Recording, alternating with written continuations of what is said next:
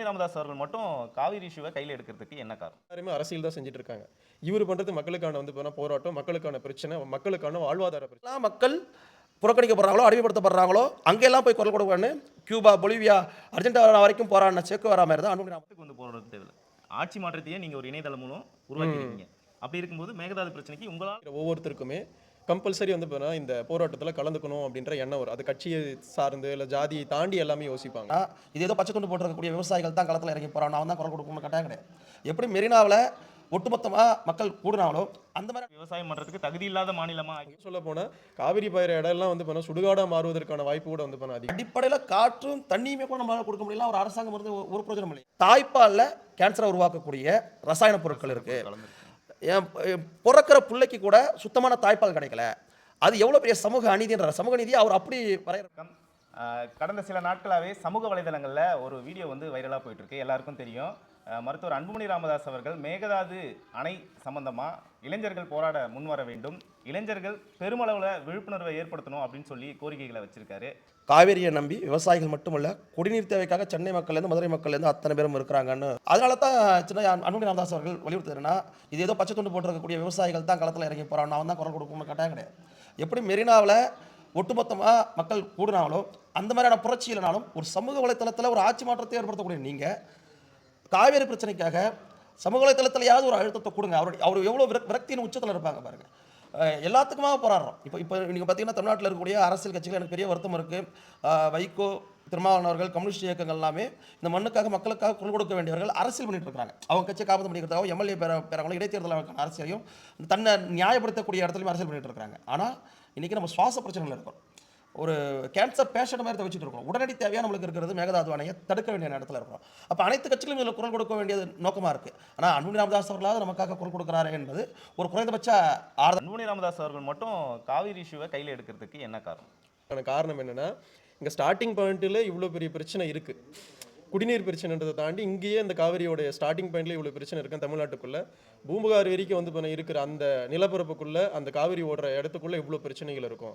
அதனால தான் இது ஒரு சமூகம் சார்ந்தோ ஒரு மக்கள் சார்ந்தோ கிடையாது. இது ஒட்டுமொத்த மக்களுக்காக இந்த காவிரி போகிற இடத்துல இருக்கிற அனைத்து மக்களுக்கான வாழ்வாதார பிரச்சனை.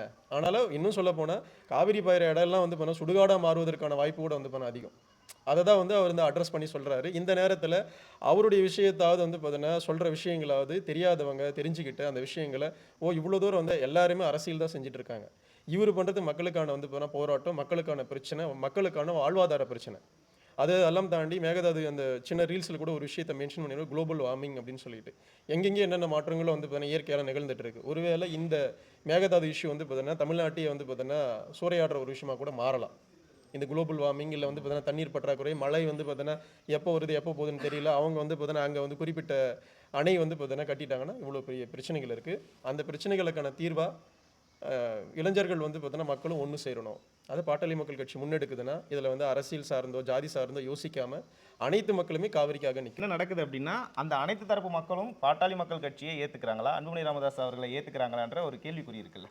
இல்லை, அனைத்து மக்களும் பாட்டாளி மக்கள் கட்சியை ஏற்றுக்கிறாங்களா அப்படின்ற கேள்வி அன்புமணி ராமதாஸுக்குள்ளார எழுந்துச்சுன்னா, அதாவது அவங்க தான் நம்மளை ஏற்றுக்கல, நம்மளை அந்த 6% மக்கள் நம்புறாங்கன்னா அதே தானே தொடர்ச்சியாக இருக்குது அப்படின்ற ஒரு மனப்பாங்கு அன்புமணி ராமதாஸ் அவருக்குள்ளார இருந்துச்சுன்னா டாஸ்மாக் எதிராக அவர் போராட வேண்டிய அவசியம் இல்லை. இந்த காவிரிக்காக அவர் போராடணும் அவசியம் இல்லை. எங்கெங்கெல்லாம் மக்கள் புறக்கணிக்கப்படுறாங்களோ அடிமைப்படுத்தப்படுறாங்களோ அங்கெல்லாம் போய் குரல் கொடுக்கணும்னு கியூபா, பொலிவியா, அர்ஜென்டினா வரைக்கும் போராடின சேக்குவேரா மாதிரி தான் அன்புமணி ராமதாஸ் அவர்கள் ஒரு சமூக நீதிக்காக குரல் கொடுக்குறாரு. அன்புமணி ராமதாஸ் அவருடைய சமூக நீதி பார்வை என்பது ஒரு சாதிய வாரிய கணக்கெடுப்பு, வன்னியர்களுக்கான இடஒதுக்கீடு நிற்கல.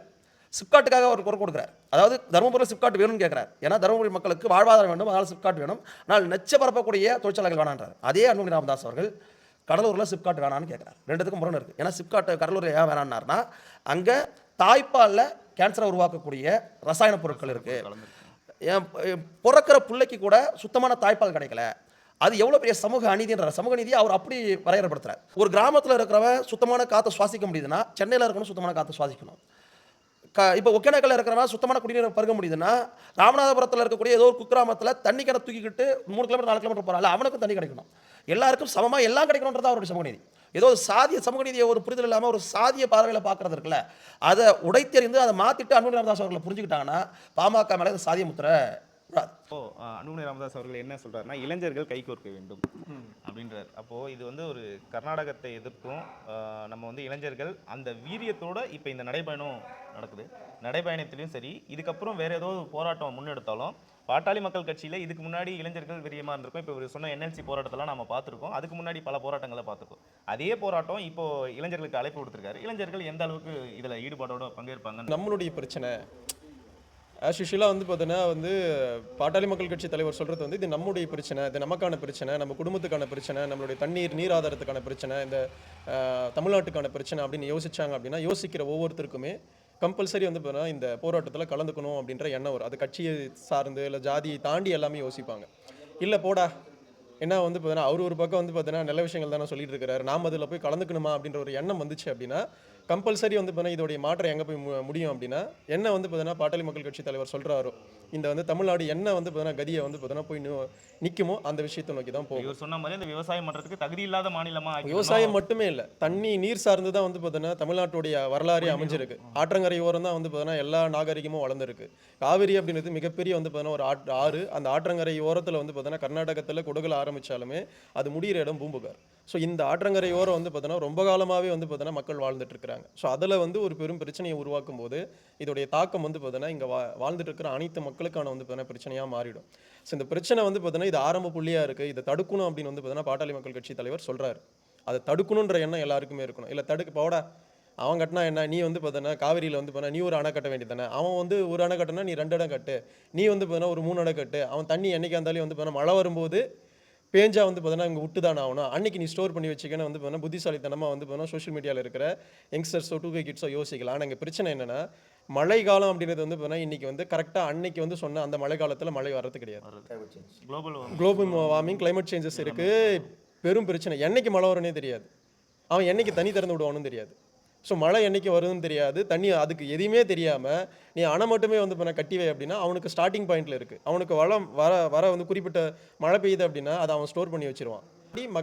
இளைஞர்கள் யோசிச்சா கம்பல்சரி வந்து இந்த போராட்டம் தான் ஒரு விஷயத்தை வந்து இன்க்ளூட் பண்ணுறது என்னன்னா, நீங்கள் வந்து களத்துக்கு வந்து போராடுறது தேவையில்லை, ஆட்சி மாற்றத்தையே நீங்கள் ஒரு இணையதளம் மூலம் உருவாக்கிருக்கீங்க. அப்படி இருக்கும்போது மேகதாது பிரச்சனைக்கு உங்களால் முடிஞ்சது ஒரு ஷார்ட்ஸ் கிரியேட் பண்ணுங்க. ஒரு இதுக்கு வந்து பார்த்தீங்கன்னா இளைஞர்கள் பெரும்பகுதியாக ஆதரவு கொடுப்பாங்க. ஏன்னா வந்து அவன் சின்ன வந்து பார்த்தீங்கன்னா ஒரு விஷயத்தை சோஷியல் மீடியாவில் நல்ல விஷயம் தானே ஷேர் பண்ணலாம், இல்லை வந்து பார்த்தா ஒரு 10 பேருக்கு வந்து குரூப்பில் வந்து பார்த்தா இதை சொல்லலாம் அப்படின்ற வந்து இந்த தாக்கம் ஏற்படும். சரி, மேக்ஸிமம் 100க்கு 40-50% பேருக்கு கிட்னியில் கல் இருக்கும். இதே மேகதாது பிரச்சனையால கிட்னியில் கல் வரதுக்கு வாய்ப்பு. ஏன்னா உப்பு தண்ணி அதிகமான ஒவ்வொரு தண்ணிகள் அதிகமாக குடிக்கிறப்ப கிட்னியில் கல் வரதுக்கான வாய்ப்பு இருக்குது. இப்போ மேகதாதுலேருந்து தண்ணி வரல, நான் என்ன பண்ணணும்? இது வரைக்கும் எங்கள் தண்ணூற்று சொன்னீங்க நெய்வேலியெல்லாம் 50 அடி 30 அடியில் தண்ணி கிடச்சிது. இப்போ 1500 அடி போகுது. 1500 அடிக்கு மேலே நான் பூமி போல தண்ணி எடுக்க முடியாது. சரி பழகிட்டு போவோமே, இப்போ எப்படி பாட்டில் தண்ணி பழகணுமோ அதுமாதிரி உப்பு தண்ணி பழகிட்டு போமே.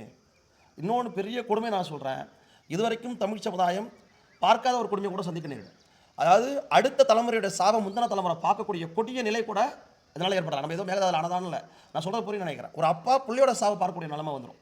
நடக்குது, இப்போ நடக்குது. நீங்கள் பார்த்தா தெரியும், இன்றைக்கெலாம் 70-80 வயசில் திடமாக இருக்கக்கூடிய முதியோர்கள் இருக்கிறாங்க. ஆனால் அதே குடும்பத்தில் ஒரு 40-50 வயதில் மரணம் நடக்கிறத பார்க்குறேன்னா போதைப் பொருளுக்கு அடிமையாகத்தனம், உணவு பழக்க வழக்கங்கள் மாற்றம், இதனால் நடக்கக்கூடிய நிகழ்வுகள் தான்.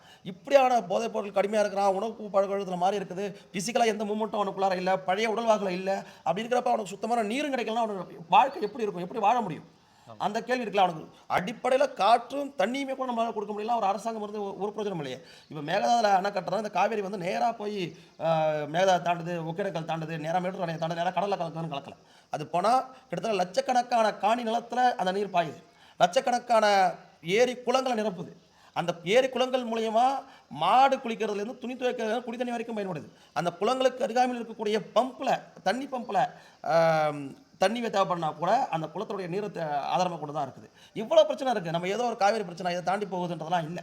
அதை தாண்டி சின்னையா சொன்ன மாதிரி, அன்புமணி ராமதாஸ் அவர்கள் சொன்ன மாதிரி, இந்த வீராணத்தில் போய் இது தண்ணி போனால் தான் மட்ராஸ்காரன் தண்ணி குடிக்க முடியும். மட்ராஸ் தண்ணி குடிக்கணும்னா அதான் குடிக்க முடியும்.